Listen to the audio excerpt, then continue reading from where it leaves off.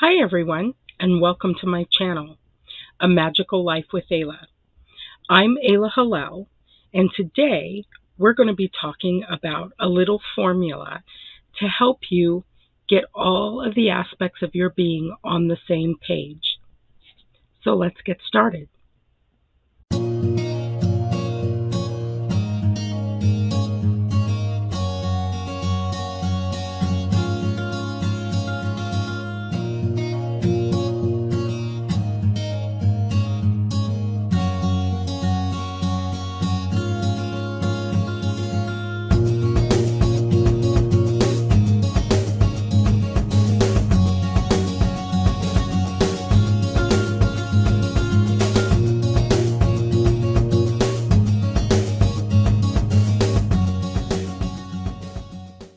So during the time that I was teaching magic school with Rowan Tree Pagan Ministries, um, my forte was first year.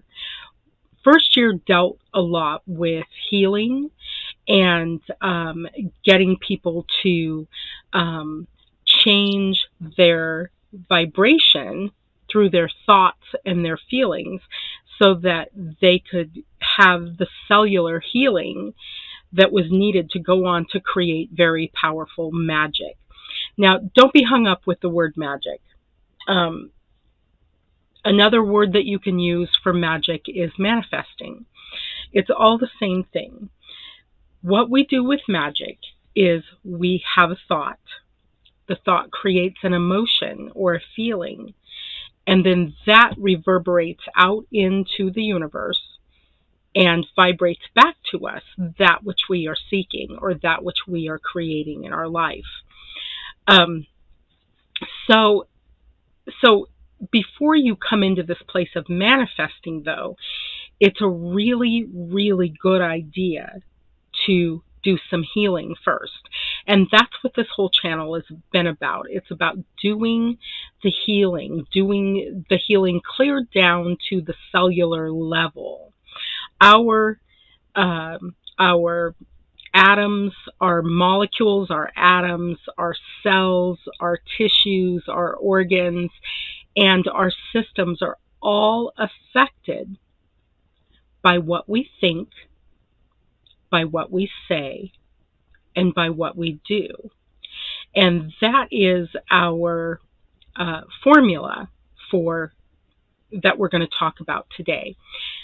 So let's talk about thinking first. Let's talk about some of the damaging thoughts that we have. And, where were those thoughts put in our mind? Because as children, everything is bright and shiny, isn't it?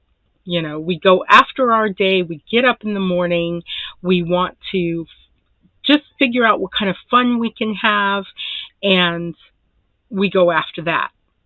We go after that fun. We go after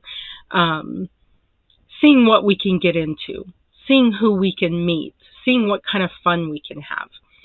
But as we get older, that kind of changes, doesn't it? It's like we get tired and maybe we have illnesses and we struggle with our finances and we struggle with our relationships. And all of that stuff makes us tired.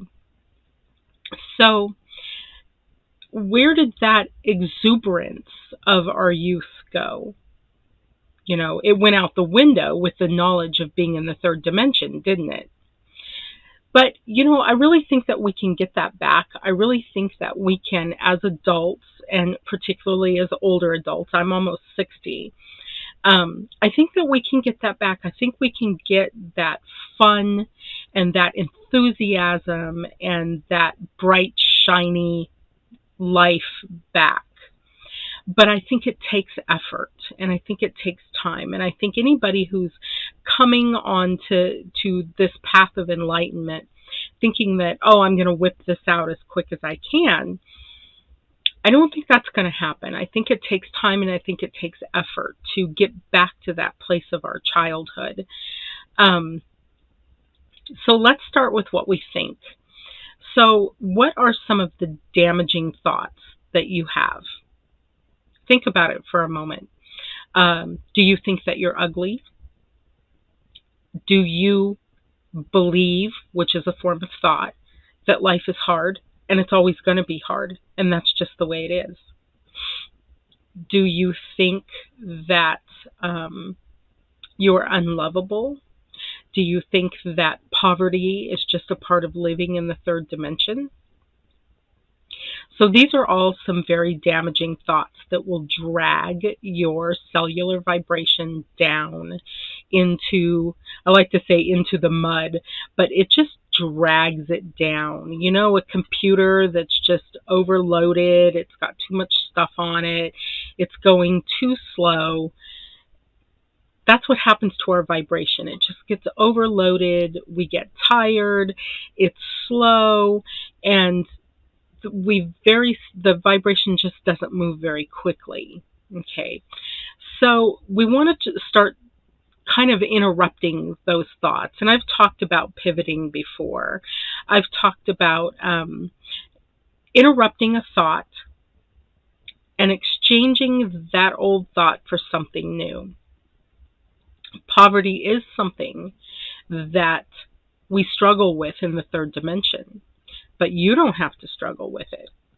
And if you keep thinking that this is a struggle, this is a struggle, this is a struggle, it's going to be a struggle.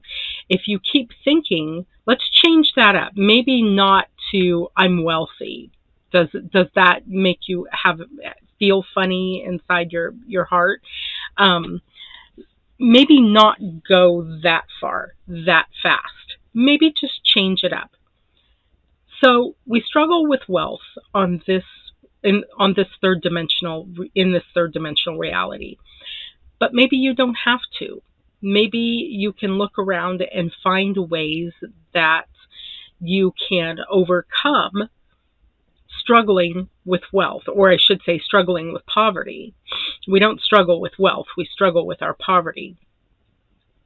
And what are some of the ways? Start thinking about some of the ways that you can maybe get a different job, maybe get another job. That would help a little bit. Okay, now the problem here is that you become tired. If you're working 2 and 3 jobs so that you don't have to struggle with your poverty, you become tired. Now the Abrahams, I'm a big fan of Abraham Hicks, and the Abrahams were talking about in 2012 that the method for manifesting was actually changing, and they were calling it the hammock method, where we have our visualizations. Now see, this is a form of thought. We have our visualizations of how we want our life to be. So what does a wealthy life look like to you? And here's a downfall. I don't want you to fall into this pit, okay?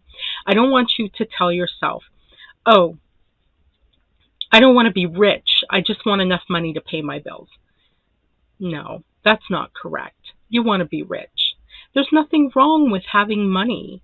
What's wrong is when you have money and you have a dark heart and you take that money and you do bad things with it. You hurt people with it. We see that out in the world today. We see rich people that are hurting other people and hurting the world, don't we? You're not that person. But to say, I don't want to be wealthy, I just want enough money to pay my bills, that's a form of poverty. That thinking, see, we're in the thinking part of it right now. That thinking is a form of poverty.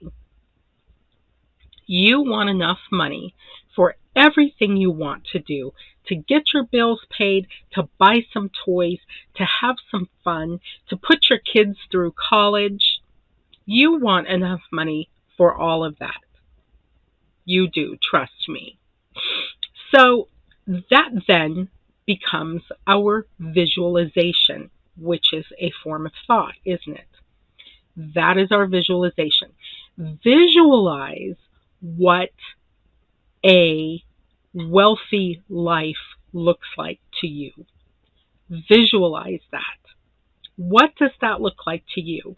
And don't talk about this with other people, because their idea of what a wealthy life looks like may look different to them. It's going to look different for all of us. The important thing is, what does it look like to you?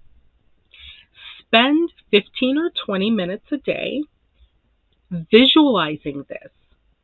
Visualizing what a healthy life looks like to you, a wealthy life looks like to you.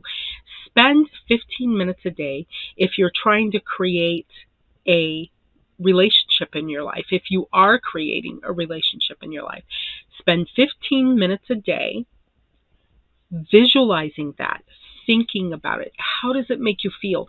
That's the most important part. Those thoughts create feelings, and those feelings bring things into your life. You know, I've said this so many times. If all you're doing is talking about what is wrong with your health, you're going to get more of that.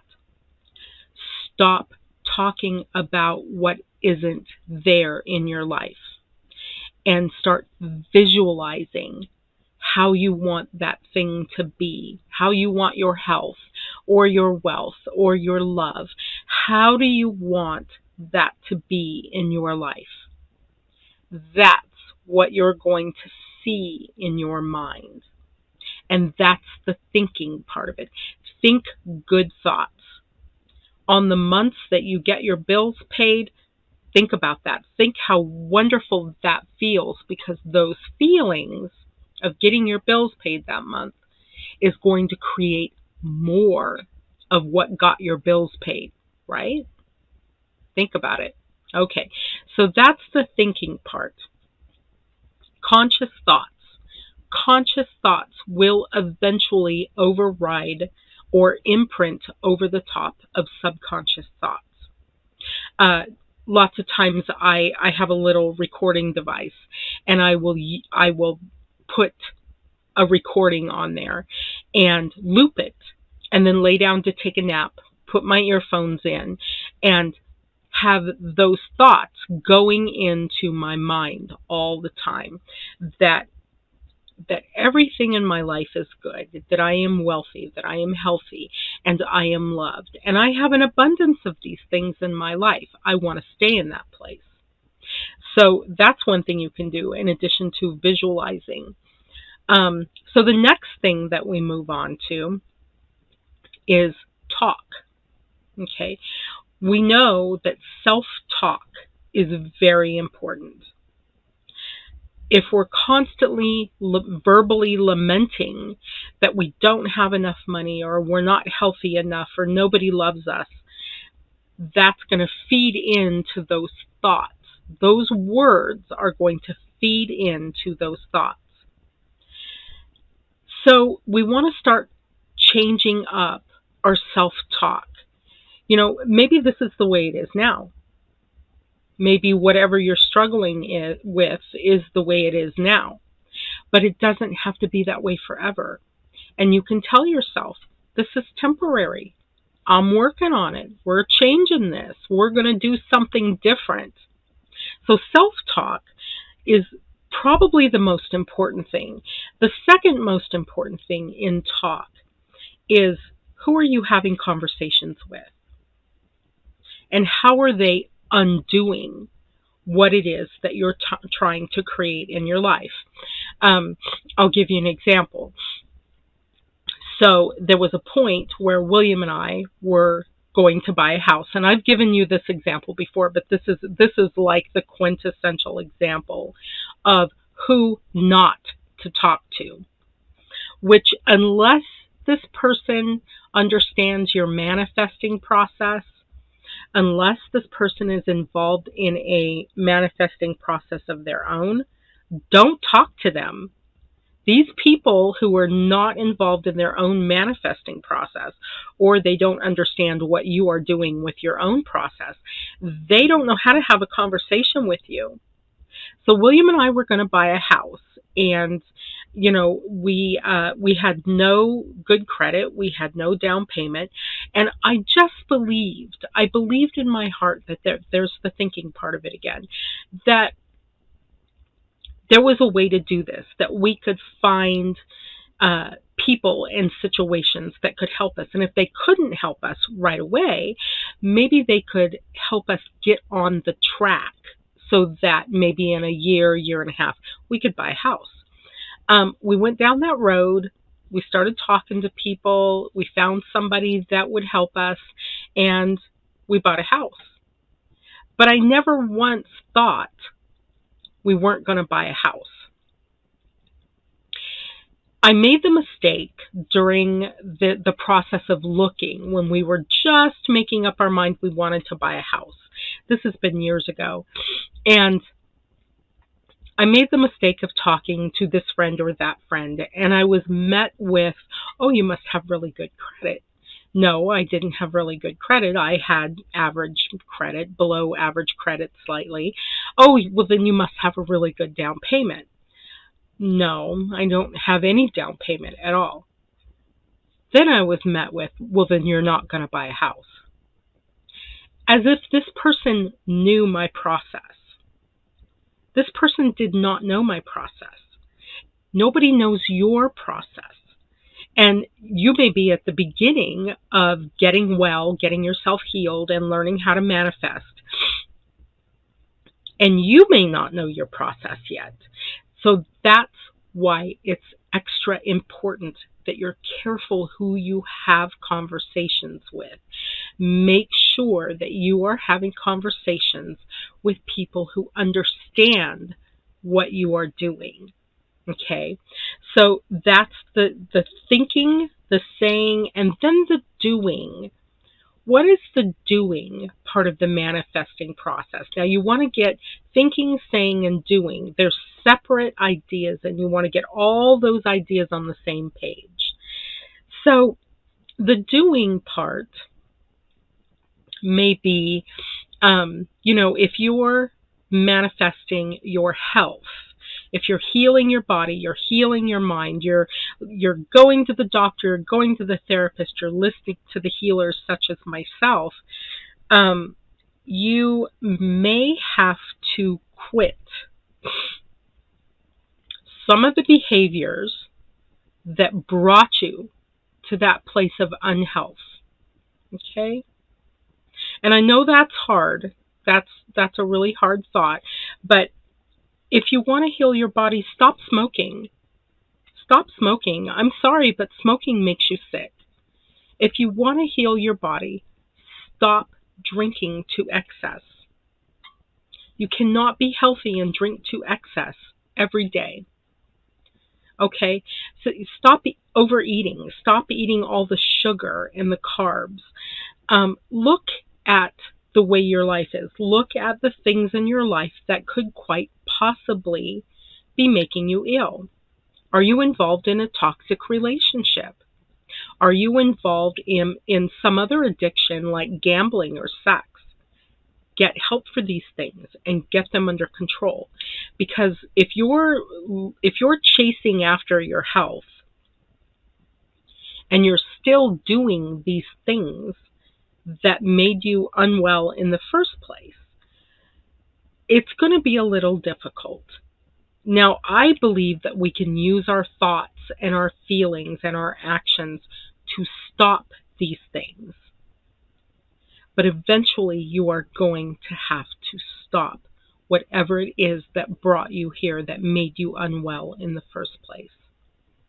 Okay, so the same thing with money. I mean, if you're in poverty and you refuse to work, or let's say you work but you spend outside of or above what you make every month, you're going to have to stop that behavior.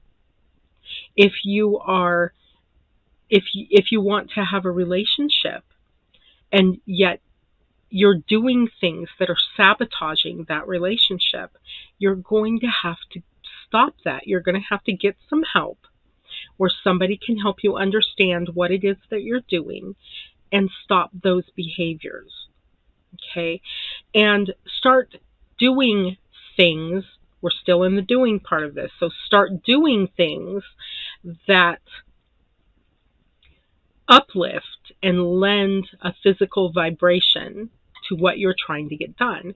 So if you stop smoking, if you stop overeating sugar and fat and all of these things that are making you sick, go for a walk, drink a glass of water, do something that's positive for yourself.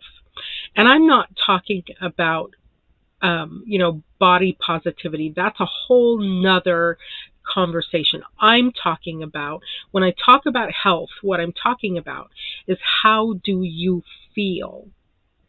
Are you going to the doctors and the doctors are telling you that you're at the onset of heart disease or diabetes? Change that. Change your behavior. Change your thoughts and your feelings around that illness. Change the words that you use. So many people, I remember this lady that I knew years and years and years ago. This weird thing happened to her, and she fell down and she was having a hard time walking, and she went to the doctor, and the doctor said, well, this nerve in your spine wrapped itself around your tailbone, and so you're never going to walk again. And she said, okay, I'm never going to walk again. Whether or not that becomes true has a lot to do with what we think and what we say and what we do. And I was told later by family members, that by some of her family members, that she could have very well walked. She completely gave up. And that's a whole nother mindset in itself. When we give up, the thinking part of us, the saying part of us, and the doing part of us all give up at the same time. Okay. If my doctor told me you're never going to walk again, it might be like, okay, there's this set of circumstances, but I'm going to do whatever I can to walk. I'm going to change my thoughts. I'm going to change my words, and I'm going to try to get out of that chair every single day and walk a few steps. I think that our thoughts and our words and our actions play a great deal in how things turn out for us. So think about that. That is my formula. That has always been my formula for helping people manifest the life that they want to live, for affecting your cellular vibration, your vibrational being down to your cells, is by what we think, what we say, and what we do. And on the doing part, it can be something as simple as just going and having some fun. Go to the fair, or go to the coast, or go take a painting class with a friend, or go watch the kids at the park. It can be as simple as just having fun, the doing part of it. I don't think as adults, we have enough fun. I think it's something that we need to focus on. We get down here in this third dimensional reality, and once you've been here for a while, I've been here almost 60 years. Once you've been here for a while, you've seen some stuff, it can be kind of boring. It's like, what are you going to do at that point when the boredom sets in? Well, you have to change your thoughts, and you have to change your words, and you have to change your actions. What are you going to do for fun? What are you going to do to entertain yourself?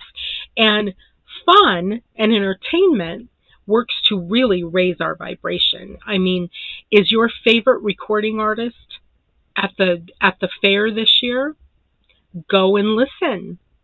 Is your favorite artist doing an exhibit at the local museum? Go. You may have to pay a couple bucks to get in, but do that.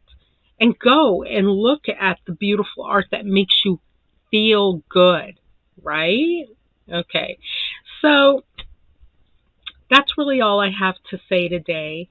Um, we are coming into the time where we're going to start talking more about the positive stuff instead of, for the last, since we've been going here, since I've been going here, we've been talking about things that we need to overcome and things that we need to swap out.